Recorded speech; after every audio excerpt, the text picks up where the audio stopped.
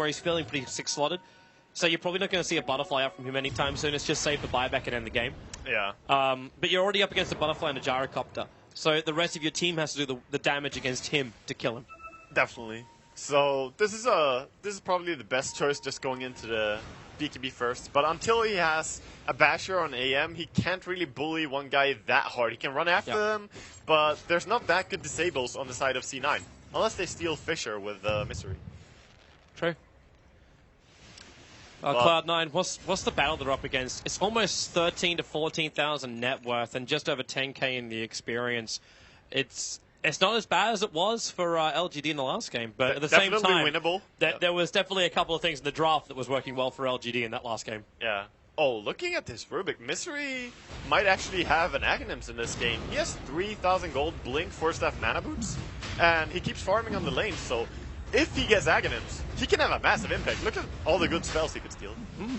And Roche, of course, being taken here. Aegis over on the side of Gyrocopter. Leshrak picks up the cheese. Leave the casual cloak back in the well, but don't worry. We've got Yummy coming out to pick it up. Yep. Our courier for LGD. Beautiful little boy. And Fada is just like digging some paths on the top side of the map, just cutting himself closer to the creeps and running around. Well, any kind of creep skip or pick up you can get, it's going to be worth it. Like, you'll see Zhao waiting the top, but now also maybe 2 hits. You've seen that crit going to work. Last Array won't do anything. Not after maybe gets the BKB off. So SF, free gold, and also that's a long time on the sideline for Alina, but her buyback's coming off cooldown in 15 seconds. So she can be back for another fight. Yeah, definitely. And 81 seconds. That is not great, actually. She's seen the reaction from C9. They're gonna force have to the bottom this lane as much as you can. Oh, yeah. Push the top lane as much as you can, and then come back to defend. You know what's gonna happen when someone gets picked off with that. Oh, Envy! The Divine! He's skipping BKB and going for a Divine Rapier. He's pushing with it. Are they going to do it? They don't want to fight. They want to push. They can't do a base trade. They cannot do a base trade in this one. He doesn't want to fight. He doesn't have a TP. What? No!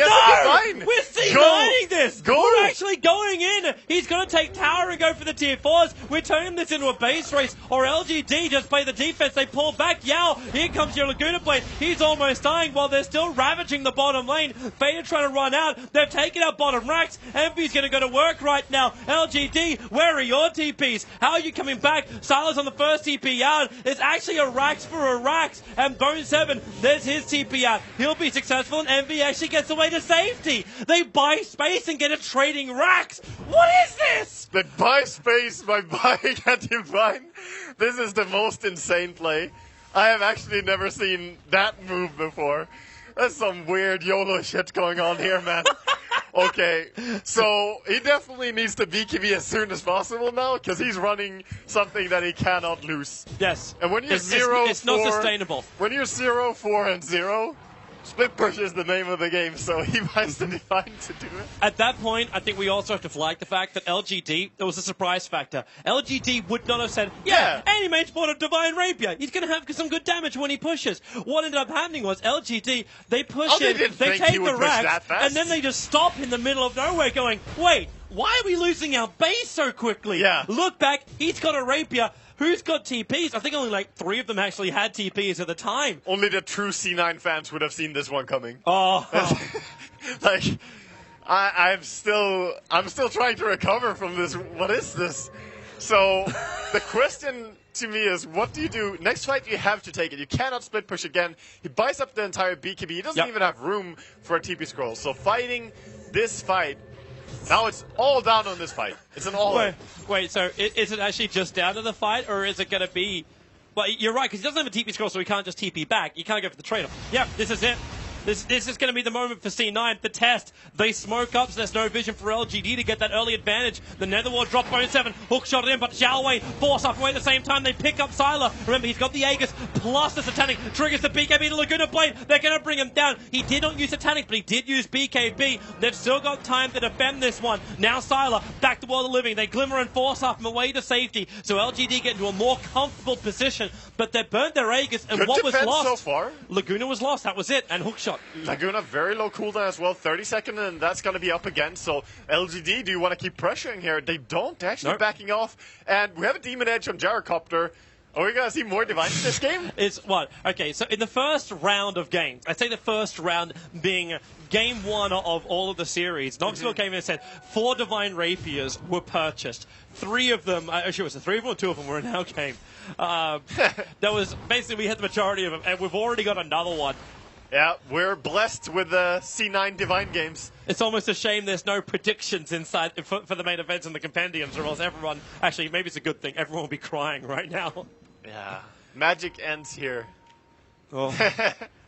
The only time he has ever bought a Divine Rapier before was in a 201-minute epic game, the longest game ever, where they lost to Scary Faces. So you can say for the second time in the history of Dota. I mean, that was some 40-minute Divine Anti-Mage before BKB, before TP Scroll, you know, like, that's some crazy play. Let's see what happens now, LGD. The smoke move.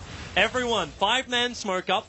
They have the way to get in through the mid, but they cannot get high ground vision. Sentry wards, observers are down, and Misery's also holding on to the gem of MMY. And 5.4k golds. Yes. I mean, why? Misery could buy so much right now, but he wants to have buyback very badly. He could even go for something like a Scythe of Vice at this point. He should go Aghanims. There are so many good spells. Like, he can steal spells from very, very, very far away. When you have Aghanims, it gives longer cast range, and it also reduces the cooldown to 2 seconds. So. Yeah. Going from 16 to 2-second cooldown on the spell steal, I mean, it makes a world of difference. Cloud9.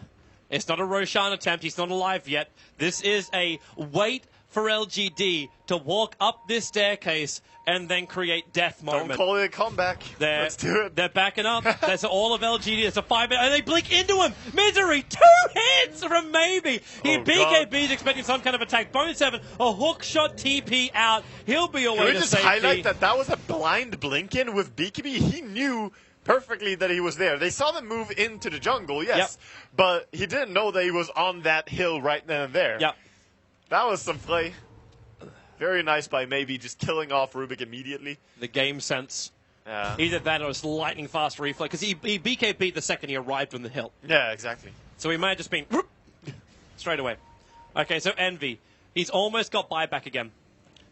Yeah. But then again, does that even matter? I don't think it does when you got a rapier in his hands. No, not really. You don't save for buyback. If he can buy anything that makes him stronger, he would, but he doesn't want to really sell the Vladimirs, I think.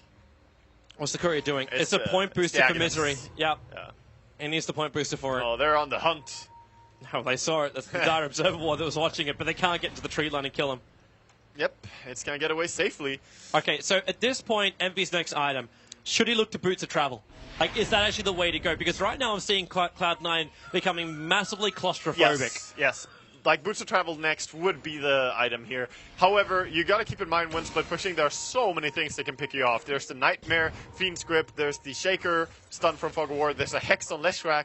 Yep. Basically anything can catch you, so it's more travel so that you can push and still join your team. But not really, like, split push too much. Here comes LGD again, and not a single Observer Ward on the field for Cloud9, so they are blind while they farm. 9 and 29. LGD have not been able to close this game out. I want to give a lot of respect to C9 for still being in this game after the disastrous laning phase. Like, that's actually really impressive. Where are you going, Envy? Oh, He's they so... want to fight this. He's just... He blinks up to him as they're walking down the hill. MMY actually already used, like... If you got a Divine, you got to show it off. You know? What? Nice pair of shoes? Yeah. Check out my bling. It's so nice. So they're just still defending, trying to play safe and play around, but they're still... C9 needs a big team fight before they can actually threaten high ground again. They got the sneaky racks. It won't happen again because LG now know about the Divine, know about how fast he can push.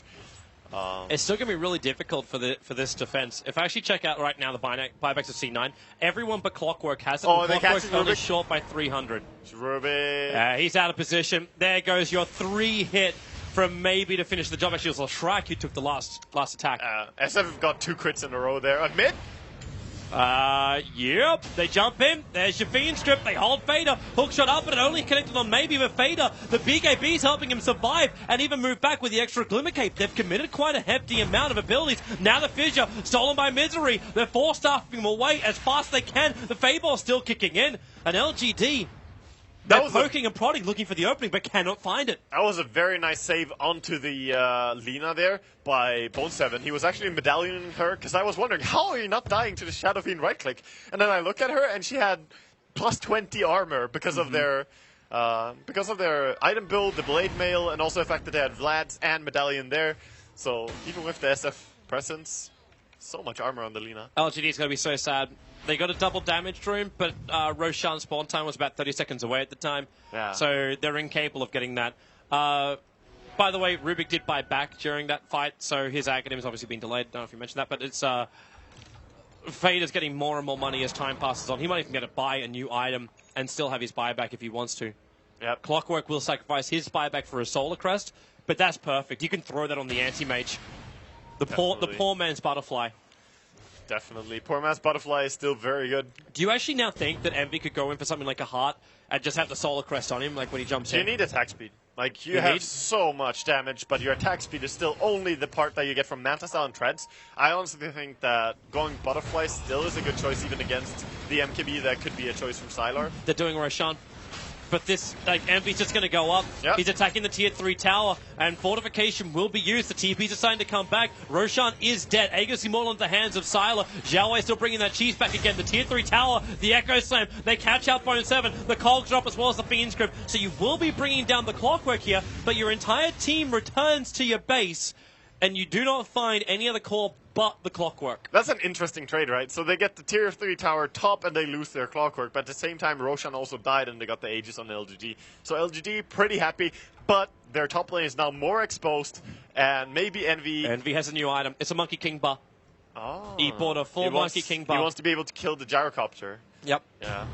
So you get MKB, Rapier, Manta, Battle Fury, BKB. So the only item now which he would change out would be Treads for BTs, and that's only if you feel. In fact, you probably even keep the Treads. So he BTs back to base and switches over. So he's got them for the fight. Yeah, you can change the Treads, and later on at a very late stage, you can also change the Battle Fury into a fighting item, because you don't really need it to kill creeps later on if you do have good attack speed and damage items. Unless you turn this game into a split. Yeah, you're right. Once you get the like Mjolnir, like they'll still give you your push power and your damage. Yeah. That's true. He could also go into the Moonshard, of course, when he has plenty of gold. Very true. Because he needs that attack speed very desperately. You just consume it. That way you don't have to worry about it. You get your attack speed and you still get your BTs. I think everyone got happy when Moonshard was introduced as an item. They're like, yes, we can do something when we're gear capped. It actually makes Anti-Mage better than just like... Any late game hero. Because normally Anti-Mage like just tails off at 55. Yeah. Now he's got something. See how they can take this fight. Keep your eye on the Clockwork and how he initiates in this fight. It's extremely important. We've done this previously. So round 2 for LGD. The Fissure, Sylar close. They force off him in. Laguna Blade. Sylar pulled so deep in, but remember, he's got the Satanic and he's using it. But how much life? You've actually got another jump. It was the Clockwork keeping the rest of LGD out, but maybe hitting Fader into the grave. Sylar finally brought down by the Fable of Misery, but the Aegis Immortal will bring him back to the world of the living, and they continue to fight. Fire back in from the Lina. In comes Eternal Envy. The damage on Sylar. How much work can you do? We've got mini bashes. They bring him back maybe as well. A mini bash on him. He's so low, the mana void. He's got full mana, so it won't work, but they get the kill. The SF's down for the count. Echo Slam. Jump in from Yao. The double stuns. Big Daddy. So low. Fader as well. The blade mail. Try and turn the damage. Now Envy. Turn into a chicken. Xiao Wei getting stunned up. Fader from the low ground. Doing the work. Now they move over to Sylar. On the run out of here. They're burning his mana. They have another stun. No, the Light Striker rate's going to miss. Eternal Envy can jump. Mana void is available. They may just need it to actually control him for a moment. Blink in 1 second time. Is he going to find him? Yeah, he jumps the wrong way. He's running down, not up. Yeah, but that's amazing.